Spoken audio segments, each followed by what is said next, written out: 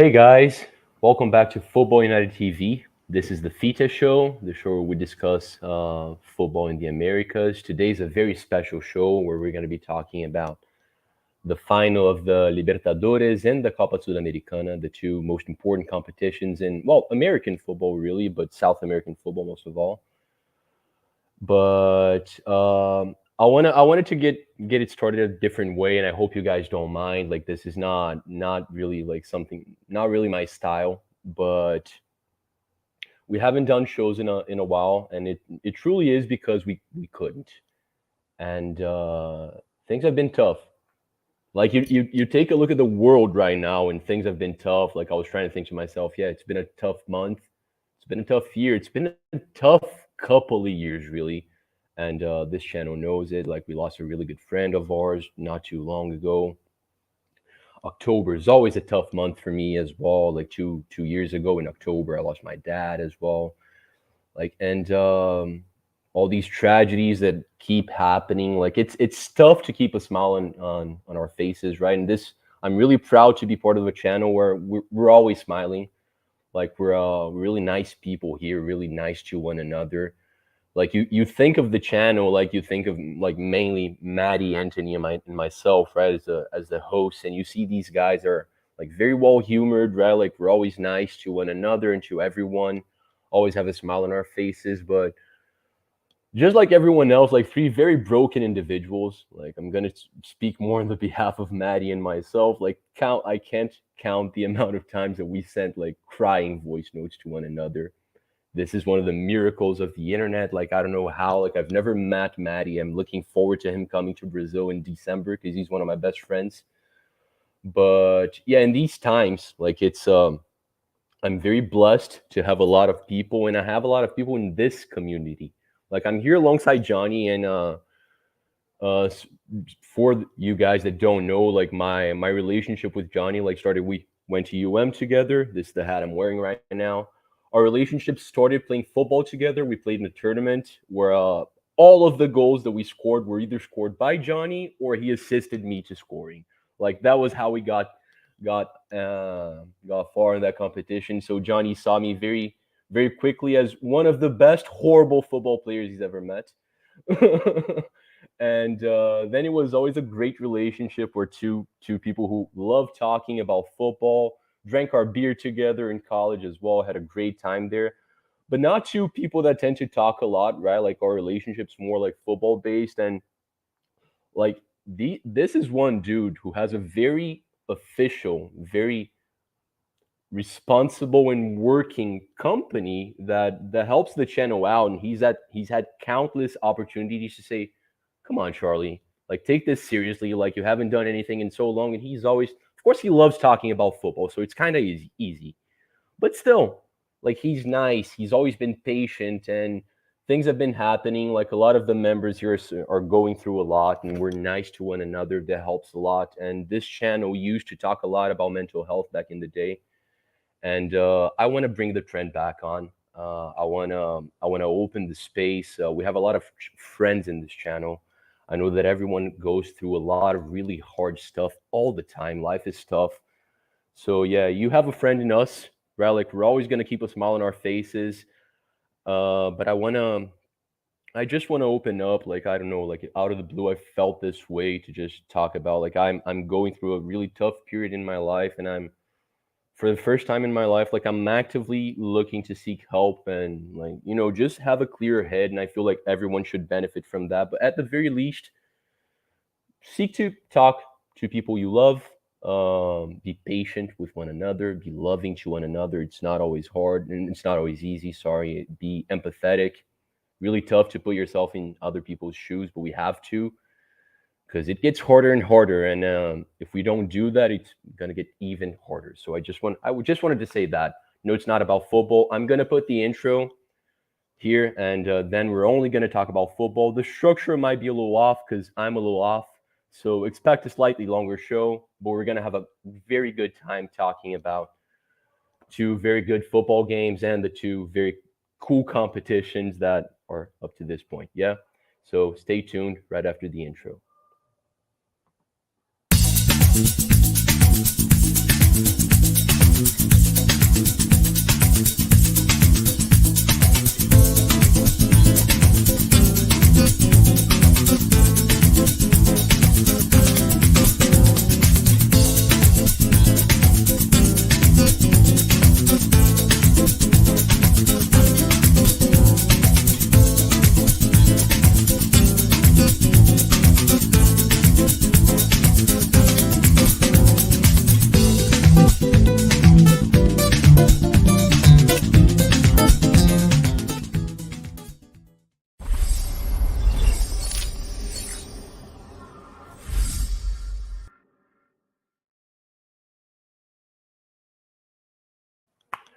All right, guys, and we're back. Feel like you guys are very supportive in the chat, but I'm sorry for that anyway.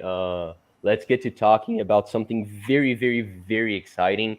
My team is actually in the final of the Libertadores, so expect to see a lot of me smiling tonight, actually. And I have my good friend Johnny here with me. How are you, bro? Hey, Charlie. Thanks for having me again. Thanks for everyone who's watching. I just wanted to say or start by saying that those were powerful words, Charlie. So, and those are important topics. I'm glad you touched upon them. Um, and also, thank you for the kind words. You also mentioned a couple of nice things about me. I don't know if they're all earned, but I appreciate it. So, glad to be here as always. Glad to talk about South American football. Let's get to it. Absolutely. Love you, buddy. Love you, buddy. Okay. I want to get started. Since we're talking about Johnny here, I just want to mention once again, Golaço Kits, his store. We're gonna show the website, show a couple of kits as well because they do have kits from all the teams that are in the finals. So I'm gonna show you a couple of them. But take a look at the website. You can also follow them on Instagram and Twitter so you get news because they have new stuff coming every day. And later on the show, we're going to give you a special promo as well. It's going to give you a good discount on anything they have. But getting things started, for you guys, for those of you guys that don't know this, the Copa Sudamericana, it's like the Europa League, right? Like it's our comparative of the Europa League here. And we have a really, really exciting matchup. You can also vote on the poll if you feel like it, and you can say like your thoughts, your predictions on who's going to be winning. But we're gonna have a Brazilian team, Fortaleza, the very team from the Brazilian Northeast, right, to reach a South American final, which is something. Not not a South American final actually, because CSA in 1999 made it to the final of the Copa Comembol, Oh, okay, older but final. it is the first team of the northeast of Brazil to reach the final of the Copa Sudamericana as we know it today. Yes, and if they win, CSA didn't win back then, right? So No, they lost the final against Talleres. okay, so if Fortaleza wins, it's going to be the first international trophy for a northeastern club, and that means a lot. Like we need context to explain, but it means a lot. The fans are really passionate. Like I'm rooting hard for Fortaleza. They're playing a team that I'm not too keen on, but before anything else, we're gonna show you well the path to the final, right? Because the last time we spoke about these competitions, I think we went all the way to the round of 16 on both. So we're Yeah, going to talk about I think we gave our the predictions for the quarterfinals. yes, exactly. Didn't do too well on the predictions on the Libertadores side either.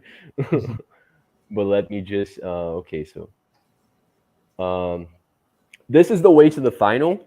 Yeah. Um so starting with Corinthians and Estudiantes, two big clubs in the continent, one of the biggest clubs in Brazil. You want to touch on this matchup, Johnny? Yeah, that was an interesting matchup because even though Corinthians went through, it ultimately led to the firing of their coach.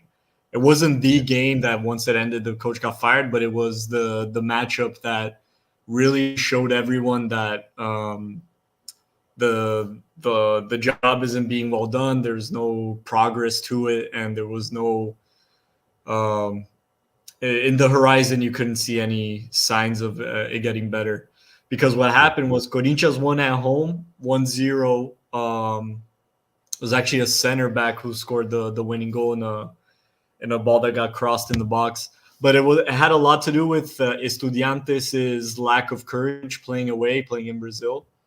They Yeah. played a lot more cautious than maybe they should have. And the game in Argentina was an absolute massacre. I don't know if you watched it, Charlie, but No, I miss it. Estudiantes scored 1-0 in the first 15 minutes, and then I've never seen a game that really should have ended 5-6-0 and didn't even get to 2-0. It was, I think they hit the post three times in the 90 minutes. The game ended up going to penalties, 1-0 in Argentina, 1-0 in Brazil. And if I'm not mistaken, Estudiantes hit the post again twice. So it was a total of 5 posts hit in one game, something really insane. Yeah, they went through on penalty kick. Corinthians went through on penalty kicks, and the goalie didn't defend one of them. So it was just it was so clear that the Corinthians going through in this matchup was due to circumstance. I'm avoiding the word luck, Yeah. but it was one of those, if they play it 100 times, 99 Estudiantes is going to go through with the teams playing the way they did. So, Yeah. So this was a case in which the lesser team, in terms of performance, went through, which was kind of a shame, and Corinthians got eliminated in the next round. No surprise there. But yeah, that was an interesting one. Estudiantes especially has this blonde winger that's really, really good. We can talk about him later when we talk about the individual highlights of the tournament. Yeah. But yeah, it was an interesting team that lost before it should have. So it was a shame for Estudiantes. Yeah, get that. And next up, we have a team that, well, not too long ago, we did a show in Brazil, and it was mostly about Botafogo because they're killing everyone in Brazil. They're not going through the best spell right now. They're still like a good 7 to 10 points ahead. I don't remember now. Yeah, But it seems like they're back to their winning ways, though. We'll see. I think so too. Yeah, they just beat Fluminense, so I reckon they're I reckon they're going to be okay. Mhm. And they play Defensa y Justicia, who's a team who's been improving lately, right? Like not a big Argentinian side, but like recently they've been really historically organized. Like had some interesting managers begin their careers there, and they eliminated Botafogo, who it was quite the shock for the Brazilian crowd, even though Botafogo didn't really focus on the Sudamericana. That should be said. Yeah, you gave the perfect context for Defensa y Justicia. Historically, I wouldn't shy away from using the word irrelevant, even, but it has had recent investments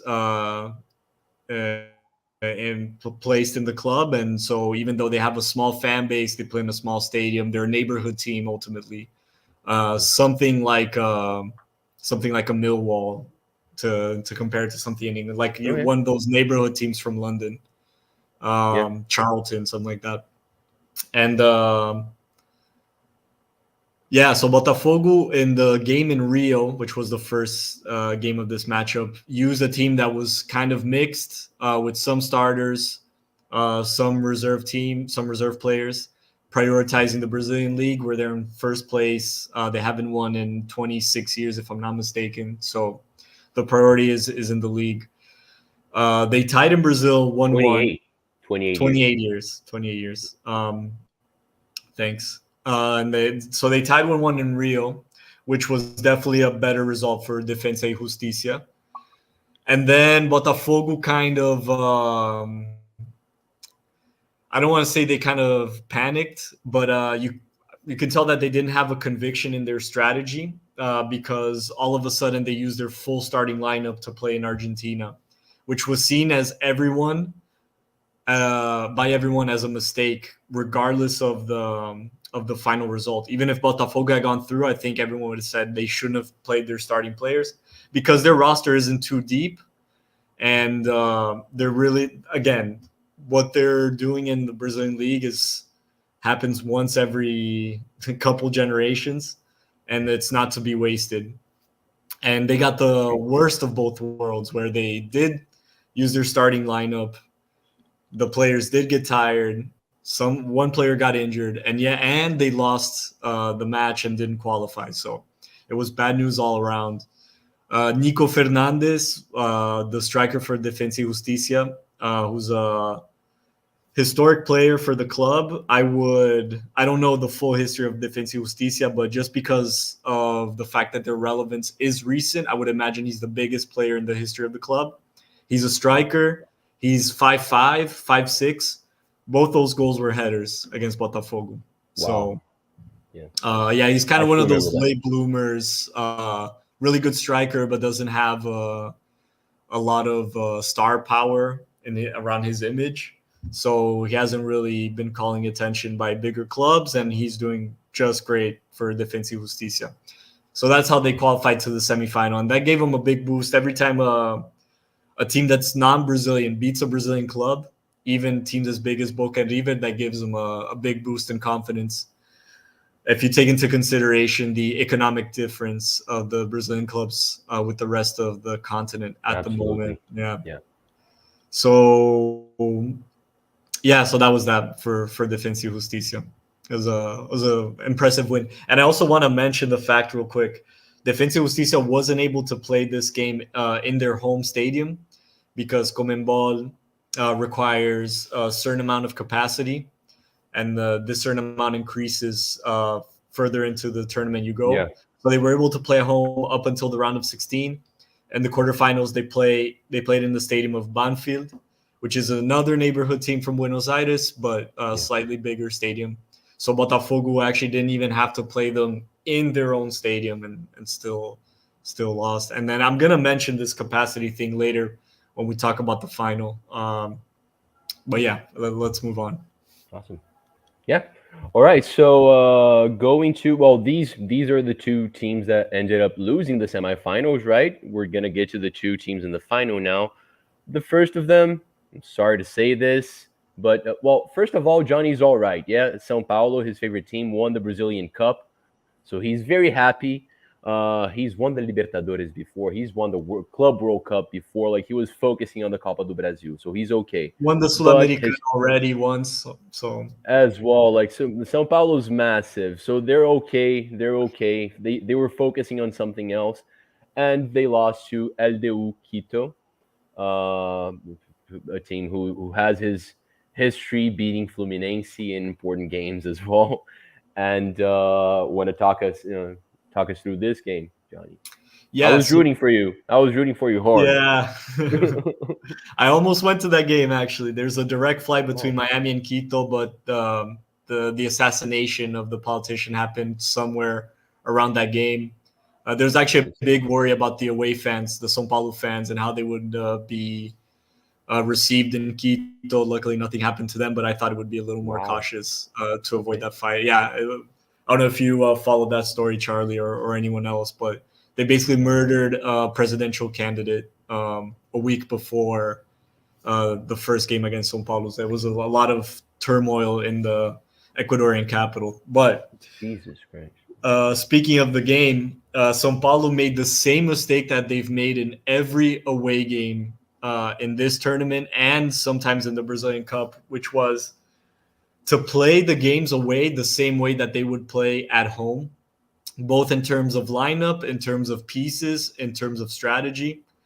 It's kind of I think a little bit of overconfidence, even a little bit of arrogance to think we're São Paulo. It doesn't matter that we're going to play in Ecuador, in their home, whatever. We're going to play to attack, give them space. It doesn't matter because we're going to control possession or whatever. And it didn't happen.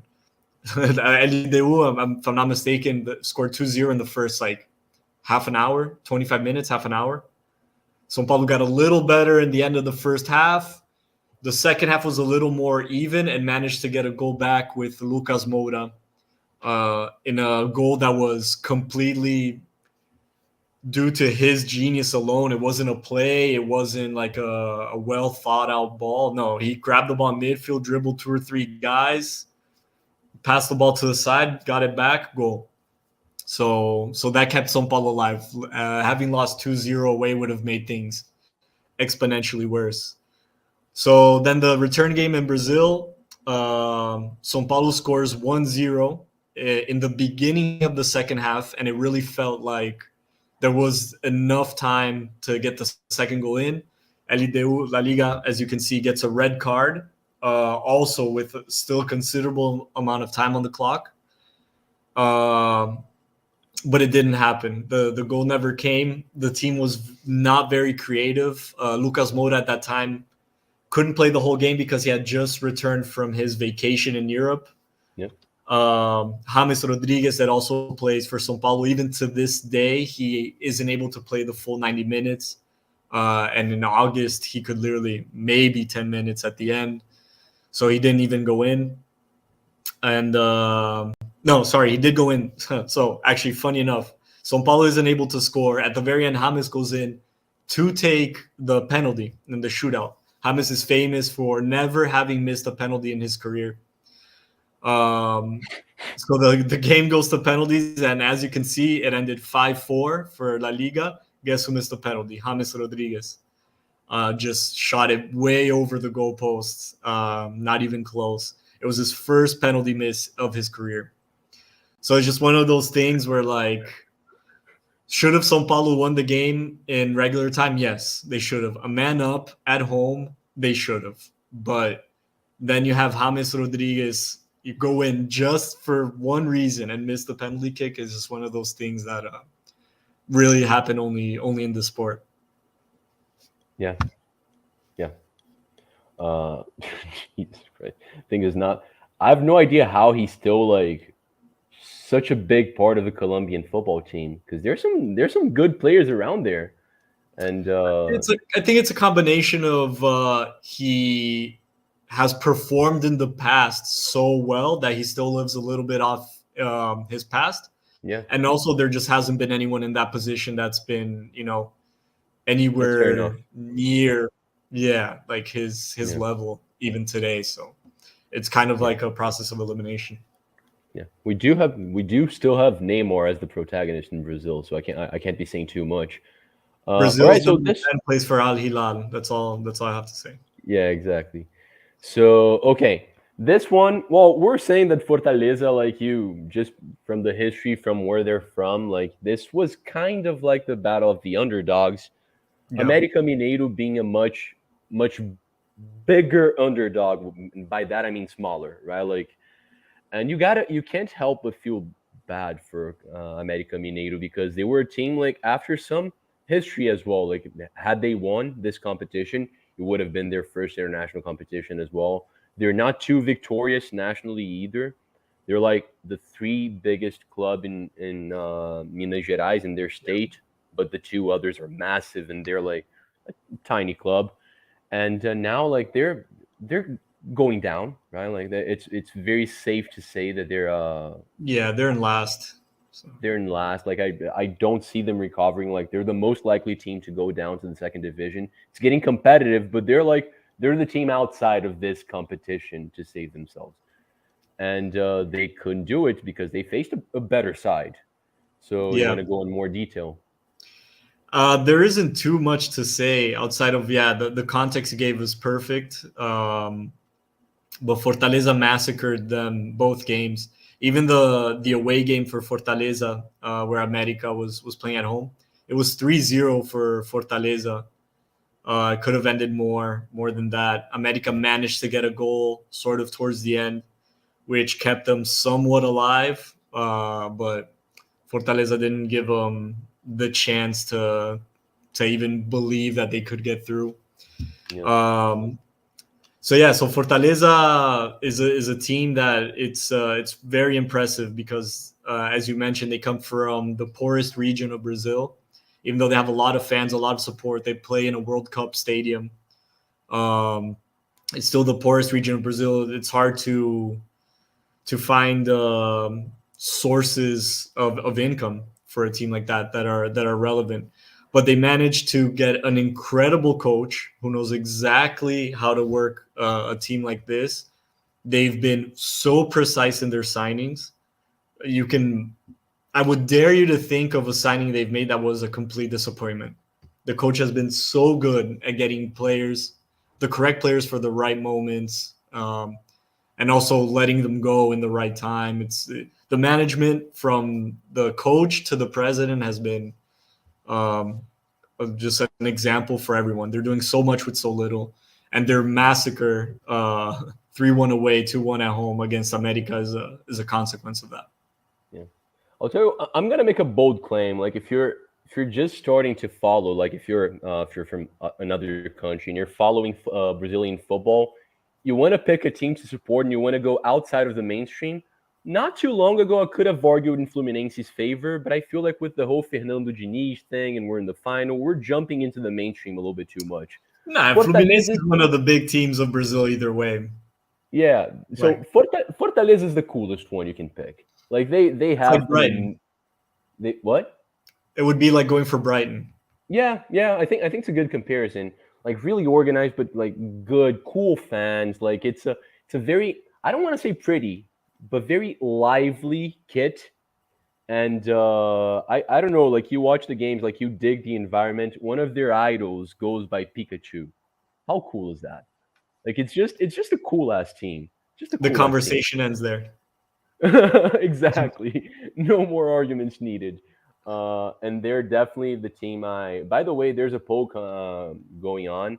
When Maddie messaged me saying that it was 33% all the way, I think it's because it was 3 votes. So if you guys want to participate a little more, but the only champions that weren't there were Boca and LDU, right? So 33% voted for Boca na Libertadores and Fortaleza in the Sudamericana, 33% for Fluminense and Fortaleza, and 33% for Fluminense and LDU. I think Johnny just voted. I'll take a look later on. And let me just go through the messages through the chat really quickly before we get to the semifinals here. Well, this was a message from before. We're a little late. Sorry for that. King, love you, bro. Thanks for being here once again. Big up all. Great message, Marley. Thank you, man. Thank you. It was from the heart. Evening, big bro. Evening, low bro. Miss you. Always good to talk. Always here if anyone needs. Golden guy, this Matty dude. Big up, guys. Keep up the good work. Thank you, my friend. Thank you. Are the finals always at the Maracanã? I wish. I wish. I'm pretty sure I'm not going to be able to go to this final. I tried hard, but I don't think I'm going to be able to pull it off. And no, it's probably not going to be in Maracanã for a long time now. Well, to give a more complete answer, I don't know if we should extend ourselves too much, but the finals used to be home and away up until 2019. Yeah, 2019 was the first game in a neutral ground. The problem with that is that South America is a massive continent, way bigger than most people imagine. All of Europe alone fits inside of just Brazil, and transportation take within Rush South out. America. You take Yeah, Rush out. and transportation within South America is nowhere near the level of Europe, and also the costs of traveling are just as high, if not higher, than in Europe. But people make a fraction of that income, Yeah. so it's tough. So it's tough to pick a stadium that works well as a neutral ground. Actually, it's the second time in 4 years that the Maracanã gets picked. Just because it's one of the few cities that has the infrastructure that has a flight going from or coming from every other South American capital or big city. So we'll see how long this lasts. I don't know if it's going to be forever, but as of now, it's a rotating neutral ground final like Europe. Yeah. Awesome. That was it. Get your votes on the poll, smash a like, and thanks for supporting all. Nadi says, who does Fernandinho play for? He plays for Atlético Paranaense. They're the current runner-ups in the Libertadores. They lost to Flamengo. Fernandinho's been killing it. Ever since he came back to Brazil, he's been playing really well.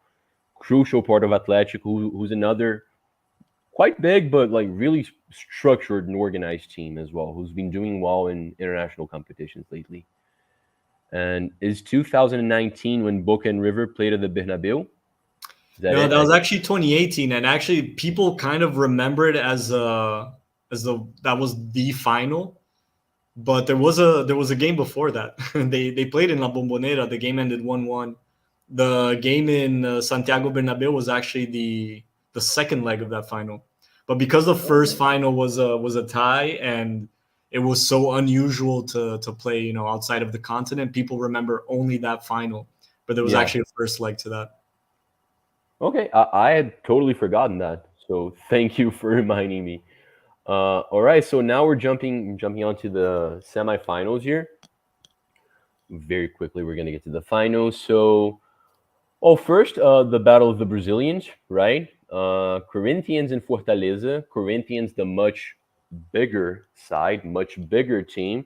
Mhm. But if you were to focus on football, I feel like most people would actually say that Fortaleza were the most likely team to go through, right? Like they play better football, they're doing better in the Brasileirão, they have a better manager because Yeah, you can't really say who the Corinthians manager is because they've had like four this season. So yeah, 5 if you count the interims. Yeah. there you go, there you go. Um, what more do you have to say on this one, mate? Yeah, so this is where I mentioned earlier that the previous matchup for Corinthians and Estudiantes was where everyone saw that the coach. By the way, I just said the coach, but it's Vanderlei Luxemburgo.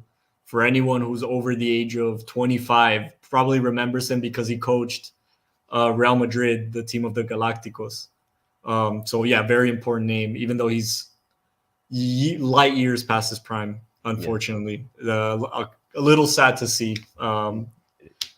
But so Corinthians went through because of luck to keep it simple against Estudiantes, and then they tied 1-1 at home against Fortaleza in a game that everyone agrees that Fortaleza should have gone through, and that's where Corinthians drew the line and said, "Hey, this is our last chance at a trophy this year. If we keep him, we definitely are not going to go through. If we get a new coach, there's a chance that maybe something happens and we go through." So that's what happened. They fired Vanderlei Luxemburgo in between the first and the second leg after the tie at home. They called in Mano Menezes, who, if you guys remember, coached the Brazilian national team in the. Well, he was supposed to be the coach for the 2014 World Cup. He was actually in between those two World Cups. yeah, I think it was from 11 to 13. Um, I think and so. Yeah, to be fair to Mano Menezes, like he didn't have enough time. Vanderlei Luxemburgo left them nothing to work on. It was literally a clean slate. And so Fortaleza dominated from beginning to end and won the game 2-0. Very well deserved. Beat a team that historically, compared to them, is a giant. So another big ego boost for them. Another chapter of their recent success that their fans will remember for a long time. yeah, awesome. And the other side, where well, LDU, like this is why a lot of people think they have high altitude in Quito. It's because they murder teams at home. Like they Yeah, murder teams at home. but funny enough, and we talked about this in the last podcast. Yeah. In the round of 16, they played in Ñublense from Chile, who's I think got relegated this year or will get relegated in the Chilean league. Yeah. Won in Chile, but lost at home and went through on Wow. penalty kicks, like super close. Yeah. They do have altitude, but it's not that much. It's Not as 1,500 significant. meters, Yeah. approximately. What does that make it? 3,000, 4,000 feet, somewhere around there. So it's considerable. It's 1 mile, right? Pretty much. Yeah, it's exactly a mile. Yeah, almost a mile above sea level. Yeah, it's a better way to put it. Yeah. So yeah, so they do have a little bit of altitude, but it's not like um, from what I understood from people, what I've heard from journalists is that in Bolivia you feel it the second you step out of the airplane. In Quito, you feel it in the second half of the game. So Yeah. it's not terrible. But yeah, they completely dominated. La Liga plays with two very fast wingers. One of which we'll talk about more when we talk about the individual highlights. By the Johnny doesn't mean just now. Always Yeah, in their history, they always play with two very fast wingers. yeah, it's almost like a club philosophy, Yeah. like very attacking minded, very like going towards the goal. Yeah, recuperate the ball as soon as you can and just launch it. Their wingers outrun everyone. But then what's interesting is that the center forward is Paolo Guerrero, as you guys remember, Bayern Munich, uh, Hertha Berlin, Werder Bremen, Peruvian national team. etc., etc. He's, I think, 40, 41. So he plays like on a completely different pace than the wingers, but like he takes 3 times as long to reach the box on a counterattack as the wingers. So he almost looks out of place, but somehow it works. In counters, he visibly stays behind, but when La Liga is kind of working the ball in their offensive half, and he's on the box, he's a very, very dangerous presence there. He actually scored in that game against Defensa y Justicia. So to go a little quicker, quick counters, shots from outside. They killed Defensa y Justicia in Ecuador. Playing in Argentina, they stayed back maybe a little more than they should have. Defensa y Justicia had chances. The goalkeeper had a great performance. Hit the post, I think, once as well, but couldn't get that first goal to then start thinking about putting some more pressure. So it just stayed 0-0 to the end. It was a somewhat comfortable semifinal for La Liga. Awesome. And well, I figure let's stay with the Sudamericana. Let's talk about this competition all the way. Then we'll get to the Libertadores, because now, like, we have, before we preview the final, actually, I do have a couple of topics here, and I can go back and forth while we're in the Sudamericana now. What would you say is the shock of the competition? I don't think the final can shock anyone, right? So the shock will have happened already, because it's quite the open final, I would say. Yeah. I think the shock of this tournament was Red Bull Bragantino not going further than they should have. They're a team they're in second place in the Brazilian league right now. They're a young team. They have a very good Portuguese coach, Caixinha. And they lost against América Mineiro, which is, by all accounts, a worse team, worse players, more poorly coached, just everything. And they lost on penalty kicks in the round of 16. So that was the big shocker for me, especially because this is a tournament that Red Bull Bragantino was taking more seriously than other clubs, more seriously than Botafogo, for example. But I think there was a little bit of arrogance going into that match against America, and the consequences of that were the elimination. Yeah, there you go. It makes sense. Just for you guys to get context, like, America really, like, of course they haven't given up, right? Like, but things haven't been good and hasn't looked good. I remember, I don't know if you've seen this, but Everaldo's a forward, right? Like, he's more of a winger. He used to play for Fluminense. He has played in Corinthians, I think, as well. Now he's at América Mineiro. Like, they've been dead last for a while now. I think 4 wins in 26 games. So 4 wins in 26 games. And there was a point, I think I was watching this game, and you could see like, fans yelling at Everaldo, saying the team's going down. Everaldo literally replied, "Who cares?" They've come to that point, right? Like, a starting player saying that. But anyway, I second that. Red Bull, it's like, it's a Red Bull team. As Johnny has explained it more than once in the past of this show, they don't do exactly the same breed of scouting that the European Red Bull teams do, where they scout, like, really, like, smaller clubs from all over the globe. Like, Red Bull Bragantino focuses more on, well, I wouldn't say rejects, right? But, like, young talent from big clubs that are probably not gonna get the minutes in the first teams, right? Yeah, I'd say that's their biggest. Some, I could say, rejects. Some players are maybe a little older, and other teams don't believe in them anymore, or yeah, like you said, a young talent that maybe doesn't have, wouldn't be able to get enough minutes in a big team. Bragantino calls them over and be like, "Hey, you'll get playing time here." So, yeah. Exactly.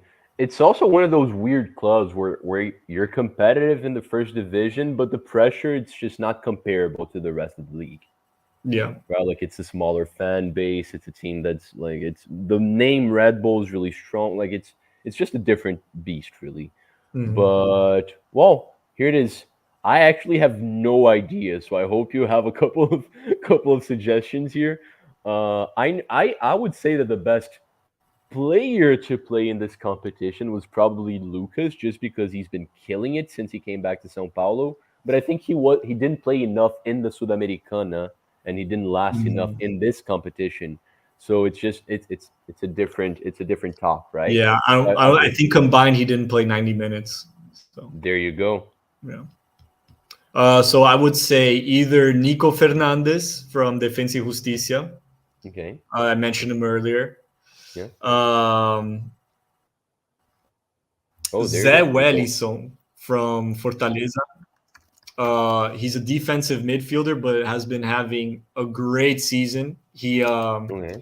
He's been scoring goals for the first time in his career ever. He's not a goal scorer.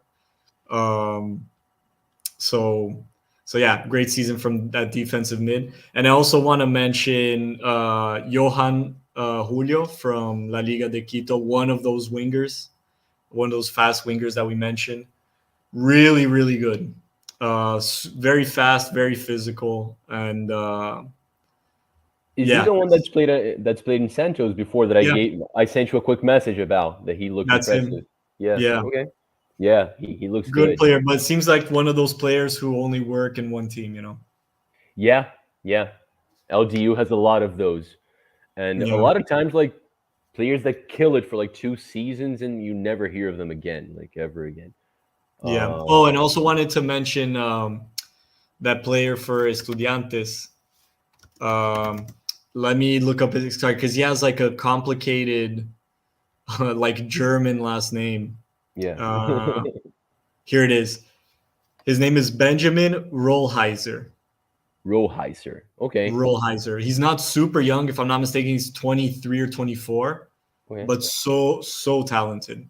It's weird that he's still there because everyone knows about him, and there's speculations of him leaving the club every transfer window, and for some reason it hasn't happened. But Benjamin Rollheiser, But remember to that? abroad or to the bigger clubs in Argentina? I mean, abroad is a big scope, right? Yeah, Yeah. abroad Manchester United, no. Abroad Nottingham Forest, maybe. You know, Okay. Okay. yeah. Gotcha. Gotcha. Okay then. I'm gonna. Well, now of course, like I forgot. What are you expecting from the final? This the most important one. Well, where's it gonna be played again? You Oh my said you God. wanted to Okay, touch this on is that. where you're gonna have to concede me 3 minutes of rant Go because, ahead. Go ahead. as I mentioned earlier in this stream, there's X amount of capacity your stadium has to have in order to host a game, and that capacity increases as the tournament moves forward. So we talked about how Defensa y Justicia wasn't able to play at home against Corinthians. No, sorry, against Botafogo. They played in Banfield Stadium. Mhm. Against La Liga de Quito, Banfield Stadium also didn't have the capacity, so they had to play in Lanús Stadium. That was even bigger. Red Bull Bragantino actually didn't play at home against America in the game that they got eliminated. They play in Corinthians Stadium.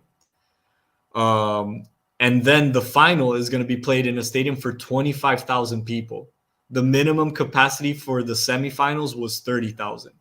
Defensa y Justicia couldn't play at home because their stadium didn't have the capacity, and the final is going to be in a stadium that's smaller than that. That's Absurd. comment ball for you guys. That's And it. how did that happen? They announced the host city only, but they never announced the host stadium. But in the city of Montevideo, the host stadium has to be the Centenario, right, where the World Cup opener is going to be in 2030, etc. But then but the reason they didn't announce the stadium specifically is because they were waiting to see who reaches the final, because that's a stadium that has over 80,000 capacity, 90,000. It's incredibly big. So uh,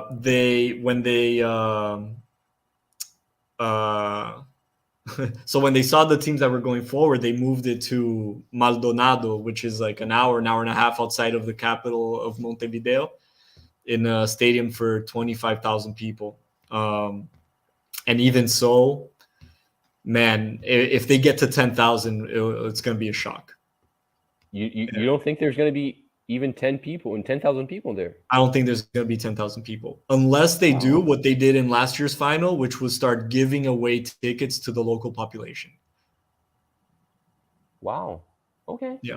So basically, you're saying that they're kind of right. Like, had they played in a stadium for 80,000 people, like, it would have looked ridiculous.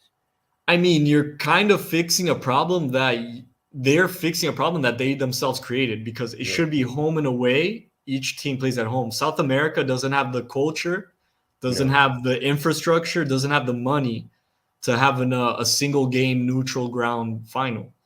I agree. Fortaleza, first of all, doesn't have a direct flight to Montevideo. They have to stop either in São Paulo or in Rio. And it's far. It's like a 4-hour plane ride to São Paulo or Rio, and then another 3 to Uruguay. Then you get to Uruguay. Uruguay is not cheap. It's not a cheap city. Not a cheap country. And La Liga de Quito, same thing. Ecuador is 7 hours away, 6 hours away from Uruguay. That's what there's definitely direct flights between the capitals, but the Ecuadorian currency also isn't booming. So, and the only way for both these teams to get there is by plane. There's no trains. Bus rides would take you days. So, again, I don't expect it to get to 10,000. I really don't. Which is a shame, because football-wise, it should be a great game, right? Yeah, no, it's a shame, and it's a self-inflicted, which is which drives me the most crazy. But with a one-game final, they're able to put the game on the weekend, and in a time that works for Europe. So the game is televised in more countries, and they managed to get more money from television rights. That's the reason it's done. Right. And okay. As sad as that is, what from the footballing perspective, like, what are you expecting? La Liga de Quito wins. You think they win? I think so. I think Fortaleza is one of those teams that plays open and offensive, doesn't matter who they're playing against, and that's everything that Quito wants. It's a space to launch the ball, past the defense, and get those wingers running. So I expect the game to play out the way that the Ecuadorians want it to, and that's going to be a huge advantage. Not to mention the fact that that's a tournament they already won. They don't have that historical pressure. They're not there for the first time. It's not one of those situations where, like, who knows when the next time will be. No, they're always one of the contenders. So I'm going to have to go with La Liga Deportiva Universitaria de Quito. Well, prediction-wise, I second that. As you guys know, like, I try not to go against what Johnny says. Like, we got to understand who we're talking to. But I do want to say that both of us hope that we're wrong, because we'd love to see Fortaleza win this. It would be so cool. I've been to Fortaleza a couple of times. It's a beautiful city. People are really nice in the Northeast, and they deserve it. People that go through a lot as well, like in the country, like in Brazil, like everyone suffers a lot in Brazil, but Northeast a little more than most.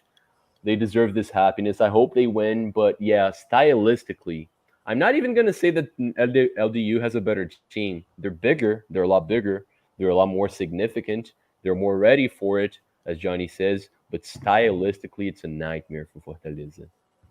And that's as simple as, it's going to be a similar conversation to the other competition, but not quite the same. Right then. If you guys have any questions, Charlie did ask a question that we can quickly reply to. Does it work like UEFA, where the Sudamericana winners automatically qualify? Yes. Straight to the group stage, yeah. Exactly. So, okay, let's jump to the Libertadores. So let me change the banner first of all. And let's get to the main course now. All right, starting with the quarterfinals, we did a show right after the round of 16 had been played, and we gave our predictions. They didn't do too well. I think it's going to be a lot easier in this competition to name a shock or maybe even a player of the tournament. But anyway, let's get through all the games, and starting with Bolívar and Internacional. Inter went on to face Fluminense in the semifinals. They played a Bolívar side who, like, correct me if I'm wrong, these guys do have altitude, and that was probably the biggest adversary for Inter, right? Yeah, lots of altitude. La Paz is 4,000 meters above sea level, approximately 4,200, something like that. Crazy. And that was their chance of going through, was to win that game at home. And the opposite happened. Ener Valencia, a recent signing by Inter after a great World Cup, after great years at Fenerbahce, scored 1-0 in Bolivia, and that was pretty much done. The game in Brazil was just a formality. Bolivar actually had a penalty, I think, while they were losing 1-0, if I'm not mistaken, to possibly tie the game. The goalkeeper defended that penalty, so that was kind of their one shot to maybe try to put some pressure at the end or something. But fairly easy, yeah, I guess easy win for Inter. Awesome. Okay, second that. Then we move on to by far the most predictable quarterfinal matchup here. Like, there wasn't one person on earth who thought Palmeiras was gonna be eliminated by Deportivo Pereira, and you can see, like, in the game, in the away game, they decided the game already. Like, I think they played all starters in the second game, if I'm not mistaken, but they didn't need to do anything, right? So they Yeah, they won the first one. yeah. I kind of like Bolivar. Pereira's only chance was to win the home game and try to tie away or something like that. And they just got massacred. And if you watch the goals, 2 out of the 4 were goals that you can really tell, like, the players looked at the other side, saw the green jersey, saw the team that lifted the trophy twice in the last 3 years, and they, you know, Yeah, shot their pants, for lack of a, a more yeah, sophisticated term. yeah. Literally giving, just gifting goals to Palmeiras. So the game, the matchup ended there. The game in Brazil, that one was really a formality. They could have saved the trip. Palmeiras played some of their reserves. Endrick, for example, played, I think, the whole game. But you could tell that Palmeiras, knowing that they didn't have to win, knowing that they would go through, even losing 3-0, was a boring game. And yeah, very very expected. Palmeiras went through. Yeah, awesome. I agree with that. And then we move on to Boca and Racing, a battle of Argentinian clubs. And surprise, surprise, Boca drew both games. Boca has a chance to do something that, if it happens at the end, there are going to be books written about it, which is Yeah. they've made it to the final without winning a single game in the knockout stages. They've tied 6 games in a row, took them all to penalties, and won every time. Yeah. Absolutely crazy. And every time, that's what they play to do. Sometimes they play a little more loose, a little more offensive minded at home, but never to the point where they leave their defense exposed in any way. And they have a goalkeeper, Romero, who you guys probably remember went to Manchester United for a little bit. Um, he's a specialist in penalty kicks, so the players are very confident with, let's try to win without risking too much. If we can, we tie, go to penalties, and then we have a goalie who will take care of it. And that's literally happened 3 times in a row. You can literally grab everything I said, put in the round of 16, quarterfinal, semifinal. It was literally the same for every match for Boca. And now they have a chance. All they need is one more tie and one more penalty shootout to win a Copa Libertadores with 0 wins in the knockout stage, which it's crazy. It's absolutely Yeah. crazy. Yeah. I mean, we'll get to the final when we'll talk plenty about it, but like Fluminense fans know that we cannot afford to draw the game. Like we know that's game over there. It'll Like be interesting to see how the players react to that pressure, because I want to see what starts happening if it's 0-0 with 20 minutes left, 15 minutes left. If they're going to go into panic, or if they're going to maintain their composure and believe in the strategy all the way to the yeah, end. It'll be interesting. yeah, very interesting. If you don't have a bias on the game, very interesting. Very Should interesting. should have a lot of fun there, mate. All right. Well, for the last game, and I can. Well, Johnny's gonna give his 2 cents as well, but I can talk on this game too. It was quite easy. Fluminense definitely weren't expecting it to be easy. Olympia did just. We're gonna talk about shock of the competition very soon. This is definitely gonna be one of the candidates. Olympia eliminated Flamengo, right? Like that's by far the richest club in the continent. They're not doing well. They're not having a good season.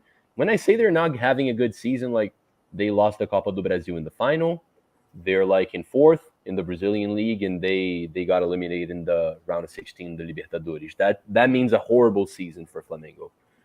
And so we were very serious about the game, but when it came to football, it didn't take too long for us to realize that we're the much better side. One at home, one again away. One of the biggest surprises from the Fluminense standpoint is that Fluminense decided to play a really offensive team in the second game. Which, if we were eliminated, it would have been said that it was arrogant. But since we won, it looked like genius, right? Because they couldn't afford to put like the entire team up front if we had so many good attacking players, because they knew they couldn't concede. So we pretty much ended the game there. We're like, yeah, sure, you might be able to score a goal against us. They did, and they're one of the best like heading sides on the continent. Like they're killers with aerial threat. But like Fluminense, yeah, it had more drama than I'm making it to be. Like some of the goals were kind of late, but you look at the result, and the combined win is 5-1 Fluminense, right? So it was never like a huge trouble. We're the better side, but Olympia is quite a big club, so we had to take it seriously. Do you have anything to add to that? Not really, aside from the fact that Fernando Diniz, in his very unique style, even though he won at home, decided to go with a very offensive team in the away game in the second leg. And I heard a lot of commentators saying that they were doing the opposite of what they should do. That's everything that Olympia wanted, was to have space to attack, and Fluminense ended up doing an even better job in Paraguay. So easy win, which goes to show how unorganized and what a chaotic club Flamengo is today. Exactly. All right, so moving on to the semifinals. That's where things get really exciting. Well, I'm gonna start with Boca and Palmeiras, because we're gonna talk about Palmeiras a little bit here, because as Johnny said, you can copy and paste what he said about the quarterfinals in the round of 16 and the semifinals as well. The difference here is that they played against a miles better side than they are. Like Palmeiras, like in regular games, if it's not in the Libertadores, by the way, Boca is one of the biggest clubs in this competition and the world. But like Palmeiras beats them every time. Like it's a much better team. Like Boca does have some medallions in Rojo, Romero, Cavani, but the team, the manager, like Palmeiras is just like they play a different sport to Boca, and people were expecting this to be quite this. I mean, it's Boca, but I was expecting Palmeiras to beat them easily, and there it is, 2 draws. Yeah. That was very well put. There's only 2 things I would like to add. One, Palmeiras' coach was criticized a lot in Brazil for not switching up the team in the second game. Because, like I said, Boca it has been the same story every game in this tournament. So everyone knew that after tying in Argentina, their plan would be to tie in Brazil and go to penalties. Yeah. And Palmeiras' coach didn't risk anything. He kept young players in the bench all the way to the very, very end instead of giving them some more minutes on the field. So there was nothing new. Everything happened as expected. It followed the script, and Boca did exactly what they were planning to do, which was tie the game and take it to penalties and win it there. Aside from that, I also want to highlight that Boca's goal in that game was from Cavani. Cavani's actually not having a good season for Boca. He only has 2 goals in, I believe, 13 games. I think that's it. And if I'm not mistaken, the first one was was a penalty kick. So yeah, very, very important goal this time, obviously. And the assist was from an ex-Palmeiras player, which was also kind of interesting. And the red card that Boca got was from Rojo, ex-Manchester United. 2 yellow cards, kind of unnecessary, if you ask me. Kind of silly, yeah. By the way, the former Palmeiras player, isn't he a loanee as well? And that's kind of weird. Like, he's a loanee, but Boca pays his full salary. That's why Palmeiras allowed him. Didn't put anything in the contract of like. Yeah. Also, he plays in like a different country, so when you loan them out 8 months ago, you think like, what are the chances? Whatever. Yeah. That makes sense. Sense. And moving on to, I would say, well, there's probably club bias there, but I would say this was the most exciting matchup of the entire competition. Not because of the teams that were in it before the game started, but with the outcome, right? Like the way both games were played, it was very exciting. I'm thrilled that Fluminense is in the final. A lot of people do say that Fluminense played the best football in the continent for a long time. But in this matchup, Inter looked better than Fluminense more often than not. So it was really, really tough. I was on the first game in Maracanã. Got my phone stolen there, guys. That's one of the many hard things that's been going on. And it wasn't a very happy result. We did go a man down, and we were able to get the draw at the end of the game, which was like, I yelled my guts out there. But anyway, result-wise, not great, right? Like, we drew at home. There was this confidence because we know we're the better side, like player by player.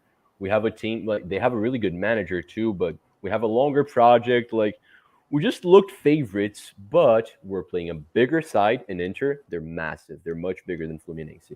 And at least internationally, they're bigger than Fluminense internationally. I can say that. And it's just a dangerous game, man. And Fluminense ended up being the victor towards the very end because we have attackers that we can trust. Unlike Inter in that day, it should be said, Inter has an amazing striker that had been one of the best strikers in the continent up until this game.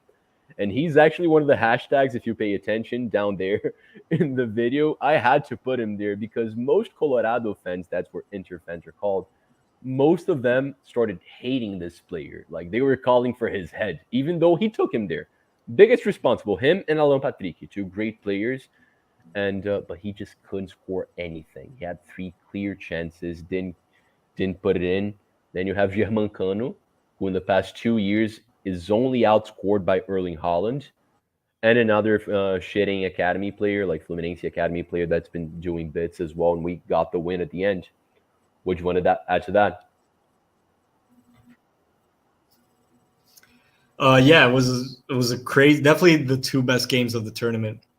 For Internacional, more than the loss at home, I would be thinking about the game in Rio where they were up 2-1 and they had a man up. And while they had a man up, not only did they not score a 3rd or a 4th goal, they conceded. While playing 11 against 10, they actually lost 1-0. So for me, when you look back, that's where the semifinal was lost. They should have left Rio with at least 2 goal difference. Instead, they left with a tie.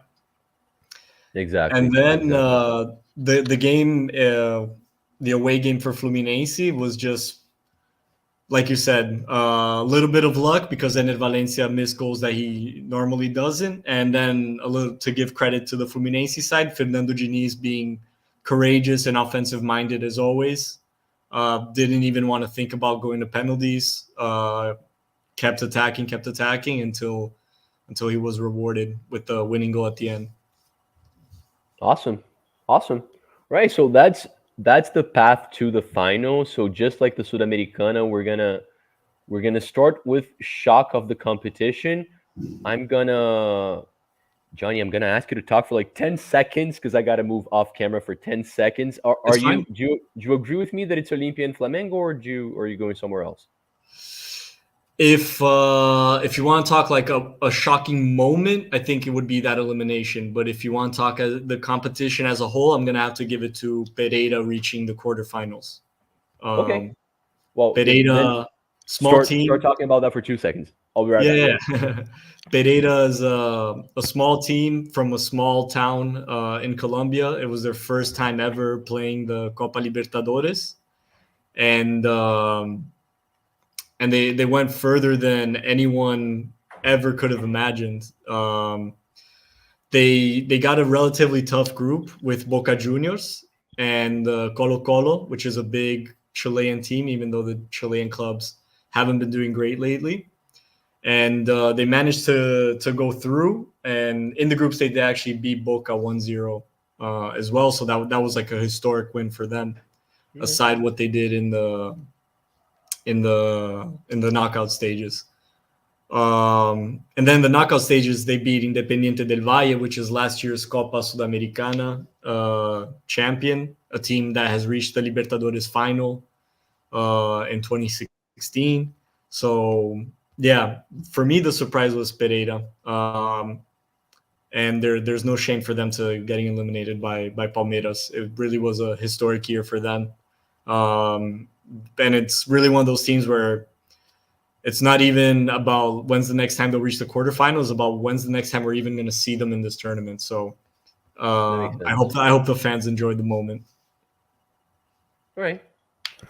No, that's very fair. But would you say, like, at the end of the day, would you say that they eliminated anyone with a bigger disparity than it was in the case of Flamengo? No. Yeah. I agree that it was shocking for them to reach that far, though. But I was like, the entirety of the continent was very shocked that Flamengo was eliminated by Olimpia. What he's been saying about Chilean football, I think Paraguayan football is the same thing, right? Like, it hasn't been doing well in forever.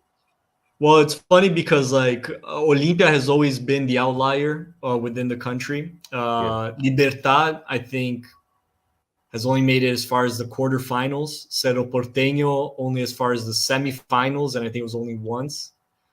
And Olimpia is 3 times champion. So Olimpia tends to be like the outlier in the country. But right now, Olimpia is mid-table in Paraguay. They're 13th, 14th. So it's not even close to being the best Olimpia team we've seen. Okay, so it's not as much the country, but more the club, really. Yeah, I would say so, because all the other clubs are doing just as well as they do historically. All right, fair enough. All right, then, just well, we're gonna get to the final. We're gonna be spending a little more time than it's already a long show. I apologize for that, but it's we're gonna be spending a little more time on the Libertadores final and the Sudamericana final, because I want to introduce you guys to Fluminense and Boca like a little more properly. But let me skip to player of the competition. I mean, I have a bias here, so like don't even take my opinion seriously. But Johnny might end up agreeing with me just because you're looking at the stats right now, right? Like the highest goal scorers here. In Herman Cano, he's played. I think he started in 11 games in this Libertadores, actually, because Fluminense rested their entire team in a game. So he played 11 games. He scored 12 goals. I think he scored like over 50% of Fluminense's goals like were scored by Herman Cano, and it's been that way throughout. Like, it's not only in the Libertadores that's happening, but in this competition, Fluminense is a good side. I'll get to my favorite team in a little bit. Like, I have more details. I'll talk about a couple of players that I've spoken of like multiple times already. But Herman Cano is just that talisman that, like, when get serious, like Herman Cano is the one that's gonna take us out of the mud, right? Like and you were talking about late bloomers not too long ago. This guy is crazy. Like you probably heard of him before, but people in Brazil didn't really know about Herman Cano until he was like 29. He joined Vasco, Yeah. and scored multiple goals for Vasco. But ever since he joined Fluminense, his goal scoring ability is unrivaled. Like the biggest legend in the history of Fluminense is Fred. And I watched him in his prime. I watched his entire career in Fluminense. Never got close to Herman Cano's numbers. When I mean like just goal scoring, it's something ridiculous. As I said, this is not me being like throwing a hyperbole there. The only player to score more goals than Herman Cano in the past 2 years is Erling Haaland. Only player. So yeah, that's that. So he's gonna be my name for player of the competition thus far. No, I agree. And to be fair to you, I think before we went live, I mentioned his name before you even. Yeah, So yeah, just to show that this isn't a question of bias.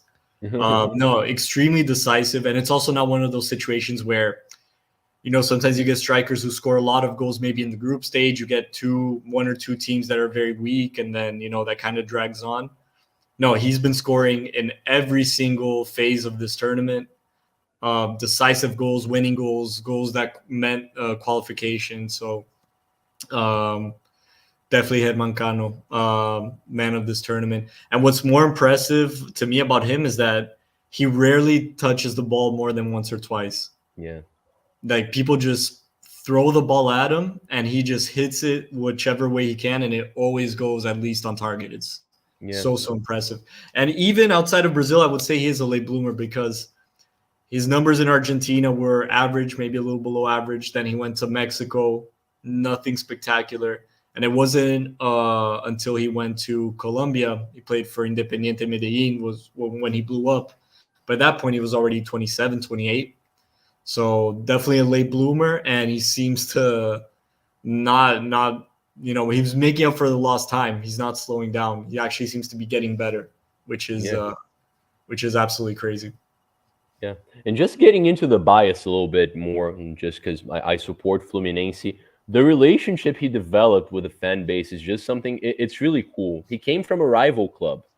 So it's always kind of tricky, right? Like players tend to respect a lot their previous clubs.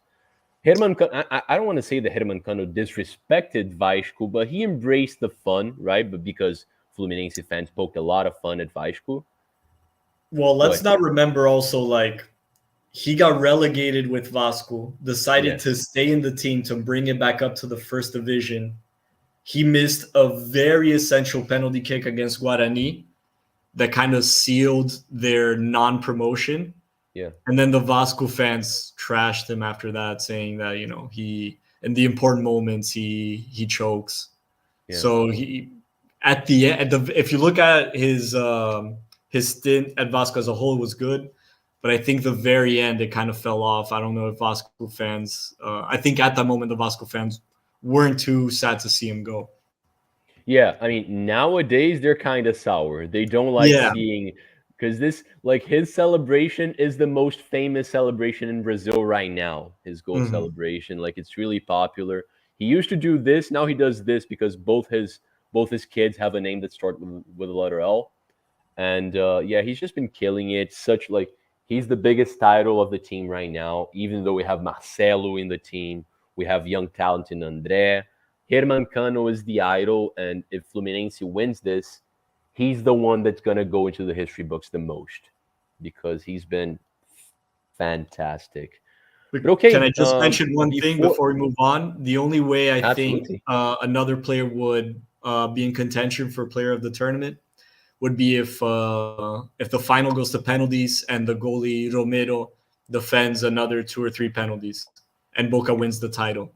Then I think that would hold a lot of weight. I agree. It's going to be tough to argue. I did a stream with Maddie not too long ago, and I tried touching on the numbers. I think in Boca, I don't know what the cut is. I don't know how recent the cut is, but I think from the last 21 PKs that were taken against him, he saved 13 or something. Yeah, if I'm not mistaken, in his career, it's about 50% saves. roughly. It's crazy. It's Yeah. crazy, and now it's above that. Now it's just, I don't know. Yeah. It has to impact the players that are taking the PKs against him, right? Like the Of course, nerves because just that's what everyone talks about. exactly, So exactly. He's yeah. like the boogeyman of goalies now. So yeah, he's definitely like those are the two names. Like it has to be one of the two as the player of the competition. So Hmm. now, well, we're gonna talk to about the final in a slightly different way. And I'm Johnny, my bad for not showing Golaço Kits yet. I'll show everything towards the end. All good. Um, but just I can actually show you the league table as well. But I want to take a closer look at Boca and Fluminense, starting with Boca because it is like the home team. It's just like the team that had the better performance in the group stages. So it's technically the home team. And well, just historically, they would have been the favorites most years in history of football. So I'm gonna talk about Boca first. They're doing horribly in Argentina. Yep. Oh yeah, it's And worth mentioning that the Libertadores campaign is the only thing keeping the coach there. exactly, He would have exactly. gotten fired months ago if it wasn't for that. Yeah, I said that too. Had they not beat Palmeiras, he would have been sacked for sure. Like he's doing horribly. I'm gonna try to show you here. Johnny's gonna have a much easier time explaining what the Argentinian league is. We have done it in the past, but it's a tricky format.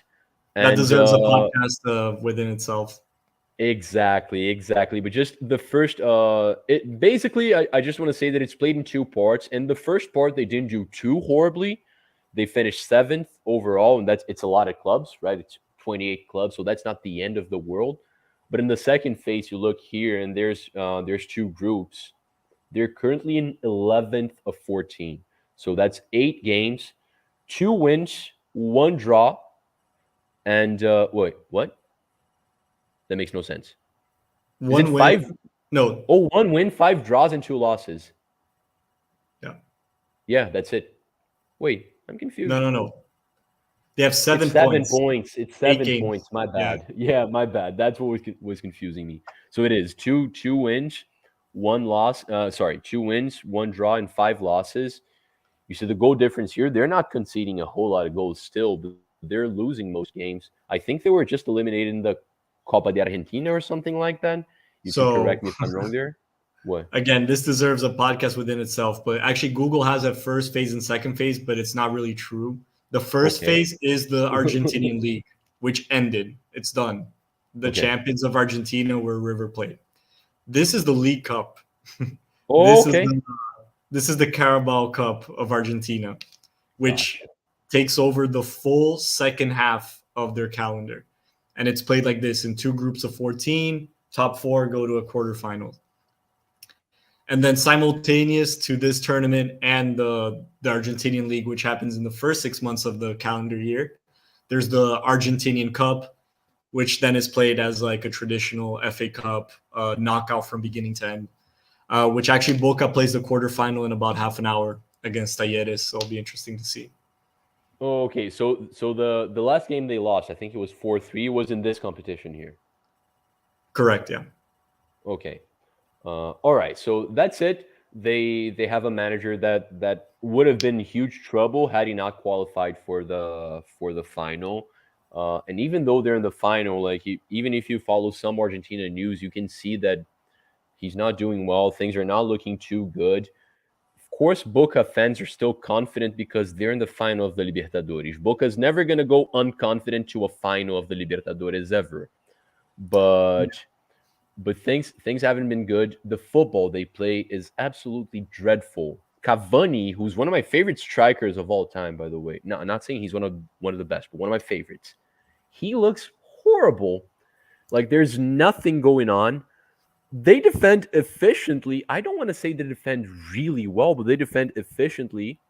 And well, I'll get to the well, then I'll have to talk about Fluminense, to talk about the matchup and all of that. But that's most of what I have to say about Boca. United fans are very familiar with two players, two very important players, Romero and Rojo. But Rojo is not gonna. He's the captain, but he's not gonna be playing in the final.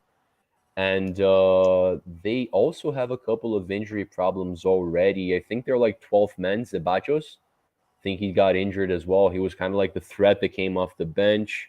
Hmm. So yeah, it's the biggest thing about Boca is Boca itself. Like the biggest threat about Boca Juniors is the fact that it's Boca Juniors, Yeah, no, right? this whole campaign is all about like the aura, Yeah, the legend that is Boca Juniors, which is carrying a very weak roster to a potential title.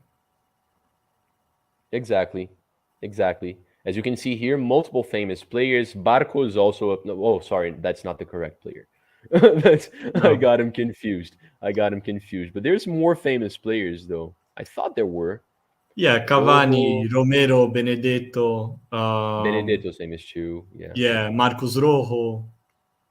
Um, Yes, Rojo's Even if huge. you go back up, Advincular is a starting player for the Peruvian national team. I mean, he's not a genius player, but he's very, very solid. Yes, Um, yes, yeah, absolutely. Frank And Fabra it plays for the Colombian national team as well. So, but yes. Valentin Barco, left back, very, very talented. I think he's 19 years old, 18, 19. He shouldn't be playing for Boca past December. Really, really good player. Well, he'll be Okay. gone. That's the case for both teams. Like both teams are probably going to be losing one or two young talents there. Yeah. Fluminense is guaranteed to lose at the very least two, but if we win, it could be more. Well, I don't know why I said that, but Boca could probably lose one or two as well. Anything to add about Boca? Like, were this the traditional format of the Libertadores, we'd have a whole like at the very least 5 minutes talking about their fan base and the Bombonera, which is their stadium, one of the coolest stadiums and environments and most like aggressive Hmm. environments as well, just like crazy.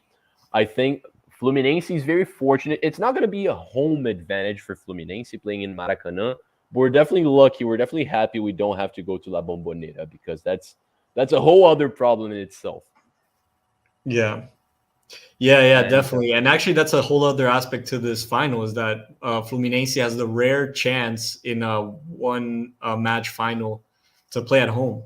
Uh, yeah, yeah, in the Champions League, I think Bayern in our lifetime, at least Bayern Munich played against Chelsea, right? In the Allianz Arena. I think I it was think the so. only time we've seen it in our lifetime in Europe. So, which would make Fluminense's first title even more epic, to be able to have it at home, and helps Exactly. Conmebol even more to not have an empty stadium. Um, you have a team that's from the city and the biggest fan base of Argentina. So, uh, Exactly. Exactly. differently from the Copa Sudamericana final, that game should be completely packed. It should. That Um, which is why I'm probably not going to be in the stadium. yeah, yeah, But pricing also. But yeah, I just want to say before, I mean, Johnny might still be about to mention this, but Boca Juniors currently has 6 titles of the Libertadores, and the team with the most is Independiente, right? Also from Argentina with 7. So mhm. they could become, and this, I mean, I think Boca already is seen as the biggest team in the continent, but this only solidifies it even further. Yeah, yeah, this would be a historical readjustment, let's say, because if you're just a random person who's never followed South American soccer and go on Wikipedia and you see Independiente with more titles than Boca, you would have a different reality in your head. Yeah, Um, so so yeah, it would mean a lot for Boca to like symbolically to have the most titles, even tied. exactly, exactly. On on the red corner, we have Fluminense, who, unlike Boca, has never won the Libertadores. We've never won an international competition. Actually, we lost a final in both the Libertadores and the Sudamericana, both to LDU, who's going to be playing in the Sudamericana final. Back in 2008 and 2009, Fluminense lost to them. That was the only time we reached the final. Fluminense back in the day, back when we competed on this, like we had one of the best sponsors in Brazilian football back then, who sponsored us. It kind of felt like we were only sponsored because the president of the company was a Fluminense fan. Like there wasn't a whole lot of like financial benefit for them to sponsor Fluminense. It wasn't really realistic, and it did in the long run like increase the huge debt the Fluminense is in. But that's what got us competitive back then. And for a long time now, Fluminense's been like hasn't really been competitive. We're trying like last couple of years, Fluminense's been okay, having some exciting spells, but we have to rely mostly on some gambles, trying to get some motor players to accept the project, being paid a lot of money, but not nearly like the amount of money that Flamengo players are paid, or Atlético Mineiro or Palmeiras players are paid. Well, Palmeiras might actually pay players like close to what Fluminense does, but Flamengo definitely pays a lot more, and relying a lot on our youth. Like Fluminense does have one of the best youth setups in the country, and dare I say, the world, which has been saving our butts. And now we're in the final. Football-wise, I reckon we should be favorites. It's tough to say that from a Fluminense perspective, because I'm like, is it even possible for us to be winning an international competition? Like, I've never seen it. When we lost the final in 2008, we had a much better side. We were huge, much bigger favorites than we are now, for instance, because now we're favorites on the ball, but not on the kit. Like, not when you're looking at the two kits, you're looking at Boca and you're like, yeah, there's always a huge chance they win. We're playing a club that's big as well in LDU, but not nearly as big as Boca. We lost. It was also in the Maracanã, the second game. And now, like, everyone's just anticipating. A couple of Fluminense fans probably died of heart attacks already, and there's more to come because there's still like 20 days to go before the final. But just giving you some context on the team, we have the manager who manages the Seleção now. Very different style. Like, watch a game if you can. It's entertaining. If you don't have any horse on the race, it's entertaining football. It really is. It's very Brazilian, but it's very new. It's very unique to him. Like, he's known for being stubborn. He's not going to change the way he plays. It's very offensive, a lot of passing. The team is crazy. You look at the lineup, everyone's either 19 to 20 or 38 to 42. You have a lot of really like aging players, to a point where a lot of people make jokes like, oh, the under 40s of Fluminense. And the grandpas at Fluminense take it personally and use it to fuel them. Because Felipe Melo, who all of you can remember, who loves Boca, by the way, as well, but very problematic, very like big figure in football folklore, right? He's like 40 or 41. I think Fabio's 43. And Felipe Melo takes everything that's said about him very personally, and he uses it to fuel not only himself, but the entire locker room. Fluminense put a lot of, like, we gambled a lot to reach the Libertadores. Fluminense should have sold like 2 players mid-season because we had to financially, but we didn't, because we're dreaming of an impossible dream that now seems to be attainable. But ahead of us, we have the biggest club in the entire continent, and that's scary. I'll let Johnny take care of the more like tactical side, if there's any more players that you want to mention, and then we'll get to the matchup itself. I mean, are we not going to talk about the president? Of course I'm going to talk about the president at some point, because he's part of the reasons why I feel like football-wise we should be favorites. Yeah, 100%. Boca's chance, I feel, is like we've mentioned this whole podcast, to tie the game and win on penalties. Maybe 1-0 on a fortuitous goal. But Fluminense is going to attack from beginning to end. And I feel like the only thing that can get in the way is the players start feeling this pressure of never having won this tournament, or the fear of penalties if the game is still tied up until the last minutes. And they'll be curious to see if they actually are disciplined enough to stick to the game plan all the way to the end, or if there's 20 minutes left, 15 minutes left, the game is still 0-0. If they start getting disorganized and maybe just resorting to crossing the ball in the box out of desperation. So So that's how Yeah, kind of for how I sure. envision this final to shape up. Absolutely. I couldn't agree with you more. I think Fluminense is very happy with the fact that there are it doesn't go straight to PKs on this one, on the final. So it gives us more time because with the game being like closer to the end, I can definitely see, even though we have a lot of really experienced players in Fluminense, we're going to show you some of the players.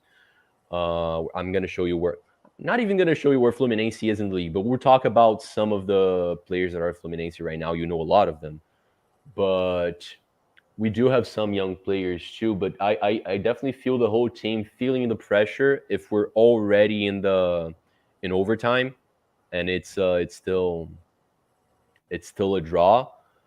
But I feel like Mhm. until it's like 20 minutes to PKs, Fluminense should still feel like comfortable playing football, right? Like we're Yeah. gonna look like the more dangerous side. And this is a talk I've had with multiple people. Stylistically, Palmeiras would have been a huge nightmare for Fluminense. Really pragmatic team. Like they defend really well, they attack well, and they have to. They know Fluminense. They faced Fluminense. It is one of the teams that Fluminense has the hardest time beating. Palmeiras beats us way more often than we beat them. They're a better side Mhm. as well. Palmeiras is the best team in Brazil, in my opinion. So it's they would have been bigger favorites. Boca has like they have the kit, of course. They're a huge club, and they defend well, which is not something that Fluminense necessarily likes because they're not going to give us a lot of space. And they do have a lot of counter-attacking threats. They do have what's that? Yo, there's a player in there who looks to be from your family. Like there's no way he's Argentinian there. I Yeah, remember his. that's Barco. That's the kid I Oh, mentioned that's earlier. that's him. Yeah, Phenomenal super player, redhead. really, really fast. Yes, very redhead. Very, very scary. Like he runs a lot. So, given the fact that our entire defensive setup, it's like the youngest player is 33. Well, no, sorry, Nino's not old, but Nino's not fast either. So we have a lot of aging or slow players in our defense. We only rely on an amazing DM that has good recovery, but he's not a Mhm. speed demon either. So counterattacks kind of scary, kind of scare me. But the thing Yeah, is, I was thinking about this. The teams that found the most success against Fluminense, and you can use Inter as an example because they look better than us for most time, or the yeah, but teams that. I Mm, don't think. Sorry to interrupt. I don't think Boca is built to be lethal in counterattacks either. That's what makes that's this it team too. so poor and frustrating to watch.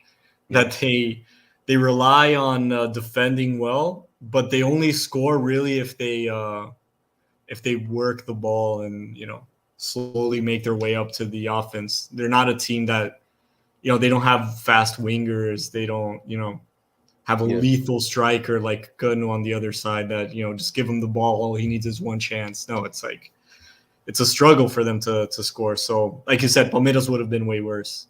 yeah. Because I was thinking like the teams that give us the hardest time are teams that usually pressure us high, because our goalkeeper has to play with his feet because otherwise, like the Yeah, manager fires him. But he's not used to playing with his feet, so he makes a lot of mistakes. The defense is really slow, so it's kind of dangerous. Boca's not going to be able to do that in the afternoon in Rio de Janeiro in November with their team. So like, it and it's truly not a is. characteristic of their team. I think they're only going to do that if they're really preparing themselves for this one match and they really want to like tailor themselves to play against this one team. But I don't know. I don't know if they have the confidence to do that. I think they're going to stick to what they know and hope for the Yeah. best. Yeah. I'm expecting Fluminense to attack most of the game, and yeah, holding my heart in my hand. It's gonna be so tough. Just Hmm. very quickly, introducing you to some of Fluminense players. Like the biggest by far is Marcelo, who, in my opinion, is the biggest left back in the world post Roberto Carlos. And I mean, I have some bias, so I put him ahead of Roberto Carlos, but I think most people would disagree with me there. But I think after the powerful cannon of the Roberto Carlos, I feel like Marcelo is the biggest player to ever play in that position. He's the most successful player in the history of Real Madrid. And you can say what you want about the players that played alongside him. Come on, it's Real Madrid. He's got the most titles in the history of that team. So come on. We Yeah. have Gansu. who's a player that was really hyped in the beginning of his career, coming from Santos alongside Neymar. A lot of people thought he was going to be better than Neymar. Ended up not adding up. Me too. Two Yeah, people I was here. one of. I was sure that Ganso was going to be better than Neymar. Didn't end up being too good, but he's a very classical 10. Amazing passes, really slow for football, though it's kind of sketchy. We have a lot of really young talent like Andre, who you will. I'm coming really close to saying it confidently that you're gonna see Andre in the Premier League in January. Because if it's not Liverpool, I think it's going to be another English club. I'm praying it's going to be Arsenal because some news came today actually about that. I'm praying to Really. God. I'm praying to God that happens. But I should talk about John Arias as well, who's one of our best players, Colombian talent. Felipe Melo, really famous as well. Big up to the goalkeeper who's 43 and just learned to kick the ball. Like he literally at 43 had to get used to a different playing style, and he's horrible at it, but he's making the effort to learn, and I find that really cool. But the highlight of Fluminense are the two attackers because not only Hirman Cano killing it, we have the president, as Johnny here said, John Kennedy, and it's awesome that I'm talking about him today in a show where I decided to start the show the way I did because Fluminense's manager is actually a psychologist. He doesn't claim to act as a psychologist when he manages a team, but he is more sensitive to that side. And John Kennedy, like most players in Brazil, most players, if you count players like coming from 15 years old, most of them lose their minds, right? Like they're not able to succeed because success starts hitting their heads. They in their first mess up, everyone abandons them, everyone shuns them. John Kennedy was a really problematic figure. He's always been really talented in every single youth team he played in Fluminense, but he had a horrible attitude, and he could have been abandoned. Fernando Diniz held him close, gave him a hug, like held him tight, spoke to him, was patient with him, loaned him out. He started scoring goals for fun. Now he's back. He's one of our best players, and he's probably like Fernando Diniz's biggest problem because people expect him to start, and we kind of don't know where who's gonna go to the bench for him to be there. But he's been fantastic, and it's so good to see a player that he was on his way out of football. Like he was gonna be one of those many players who all of a sudden is playing third division football, like partying more than playing. And now he's competitive. He's gonna be looked at by some bigger clubs. He's killing it. After Vitor Roque and Endrick, one of the most exciting young strikers in Brazil, isn't he? Yeah, I would put Marcos Guilherme, not Marcos Guilherme, sorry, Marcos Leonardo in that Yes. conversation. Marcos Yes. Guilherme is horrible. Yeah. Marcos Leonardo from Santos, great center forward. But yeah, he's definitely in that talk. Great player. I think we can proudly say that we've been talking about him in this podcast since he was in the U20s because I'm absolutely crazy and I watch the U20 Brazilian league somewhat closely.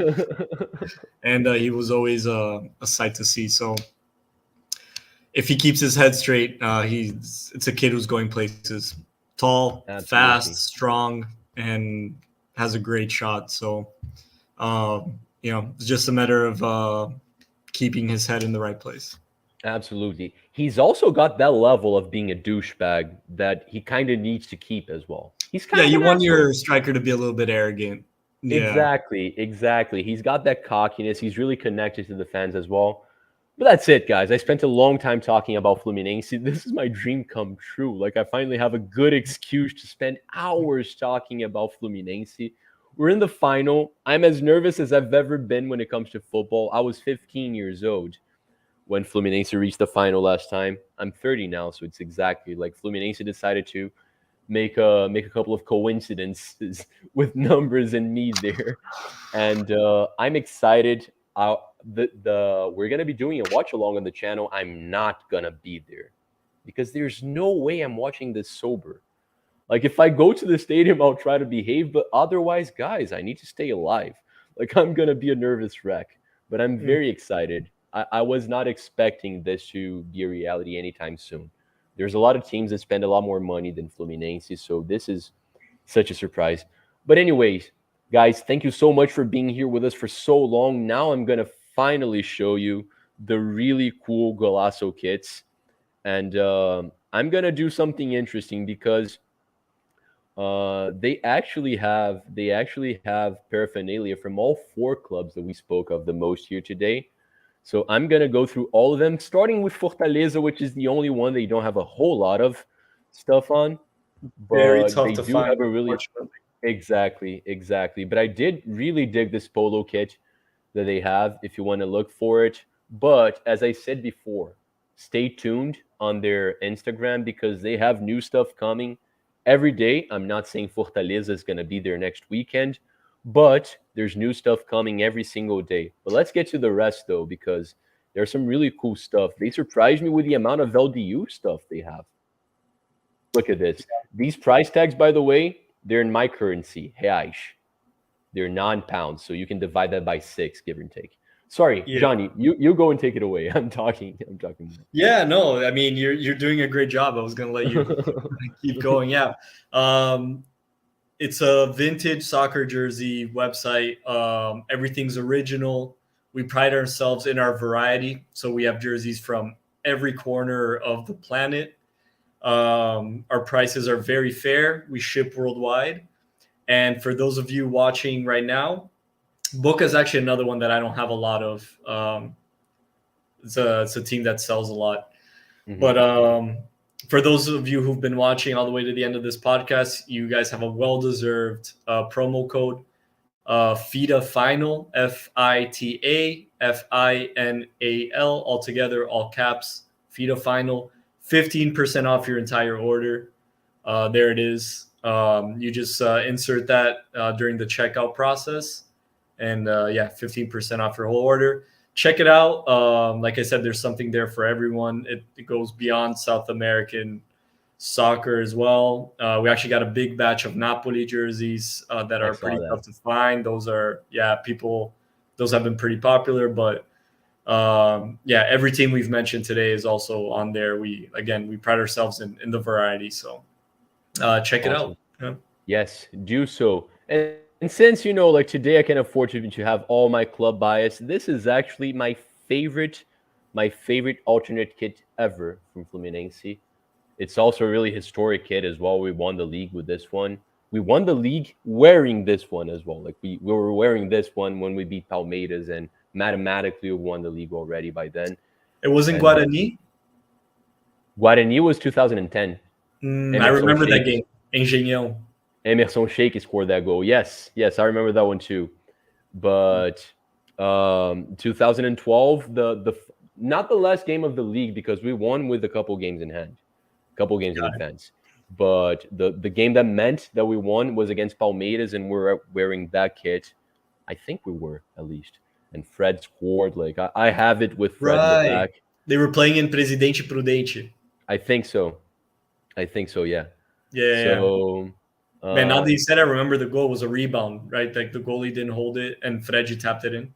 Yes, and he also gave the assist to the other goal, who I don't remember who he was now, but yeah, like Fred was big in that game. Fred was huge in this year, and that's it. So take a look at everything they have, but I'm hoping this stream will convince you on this kit. So buy it fast because I'm assuming they don't have a lot of those. So buy it fast. It should be yours. I have one already. If I lose it, I'll buy it myself. So take a look and stay tuned to their social media at Golaço Kits because they have news every day. And Johnny boy, today more than any time, thank you so much for being here for so long and for being so patient with me, for being such a good friend. Need to say this more often. And it was fun. It was just the two of us. As always, great time as well. Always a pleasure. There's nothing I enjoy more than talking about soccer, maybe playing soccer. But those are my favorite things in the world, so I do it gladly with a great host, with some great people who accompany our streams as well. So, always a pleasure. Glad to be here. Stay tuned for the next episode. Awesome, Johnny. I forgot. Score prediction for the final just before we go. 2-0 Fluminense. I'll second that because it's not smart to argue against Johnny. And let's hope that God listens to him. Please, please. Guys, Yeah. you're going to see me vanishing for a month if Fluminense doesn't win. Just want to let that very obviously right now. But anyways, guys, Gano thank you and so much. Nino on a header. Awesome. Awesome. Hope you're right. Guys, love you all. Thank you so much for being here with us all this time. Stay tuned to all the content we have coming up. Support this guy. Support his online clothing in Golaço Kits. Everything. Thank you. Catch you later. Ciao.